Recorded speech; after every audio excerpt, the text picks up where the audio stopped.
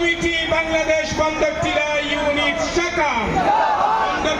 Unit শাখা সম্পাদক মন্ডলী। ধন্যবাদ সবাইকে, ধন্যবাদ। আসসালামু আলাইকুম রহমতুল্লাহ।